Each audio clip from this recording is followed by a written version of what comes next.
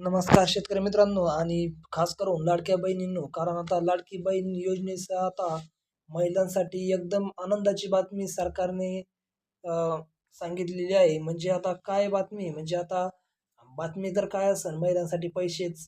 तर पैसे वाटपाची तारीख व वेळ जाहीर झालेली आहे. आता मुख्यमंत्री एकनाथ शिंदे यांनी पैसे वाटपाची तारीख व वेळ जाहीर केलेली आहे. तर आणि के-वाय-सी बद्दल सुद्धा नवीन आदेश त्यांनी जारी केलेला आहे. तर काय वेळ आणि तारीख हे पैसे येण्याची तेच आपण या व्हिडिओद्वारे बघून घेणार आहोत. तर व्हिडिओ पूर्णपणे बघा आणि तुम्हाला जर मनापासून व्हिडिओ आवडला असेल तर व्हिडिओला नक्की एक लाईक ठोका आणि चॅनलवर नवीन असाल तर चॅनल सबस्क्राईब नक्की करा मित्रांनो.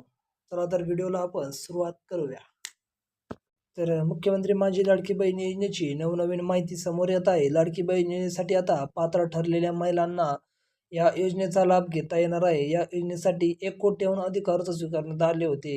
या योजनेच्या माध्यमातून 2 हप्त्याचे पैसे महिलांच्या बँक खात्यात जमा करण्यात पण आलेले आहेत.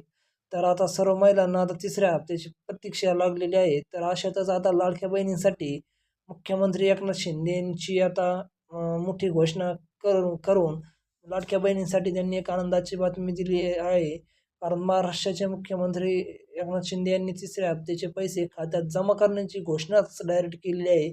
आणि आता लवकरच सर्व महिलांच्या खात्यात तिसऱ्या हप्त्याचे पैसे जमा होणार असून किती वाजता जमा होणार आहेत हेच आपण आता पुढं पाहणार आहोत. तर सर्व महिला तिसऱ्या टप्प्याच्या हप्त्याची रकमेची आता वाट पाहत असून त्यांची तिसऱ्या हप्त्याची पैशाची तारीख वेळ समोर आलेली आहे. मुख्यमंत्री एकनाथ शिंदे यांच्या माध्यमातून लाडकी बहीण योजनेचा तिसरा हप्ता 17 सप्टेंबर 2024 संध्याकाळी म्हणजेच 4 पासून महिलांच्या खात्यात जमा होण्यास सुरुवात होणार आहे. तर 17 सप्टेंबरपासून हा हप्ता महिलांच्या बँक खात्यात जमा होणार आहे. जर काहींच्या नाही झाला तर त्यांच्यासाठी के-वाय-सी जे आहे ती एकदा आणि आधार लिंक हे पूर्णपणे आपलं झालेलं आहे का ते एकदा पूर्णपणे बघून घ्यावे. तरच तुम्हाला 17 तारखेनंतर हप्ता जमा होण्यास सुरुवात होणार आहे. तर मित्रांनो व्हिडिओ कसा वाटला नक्की कमेंट करून नक्की सांगा.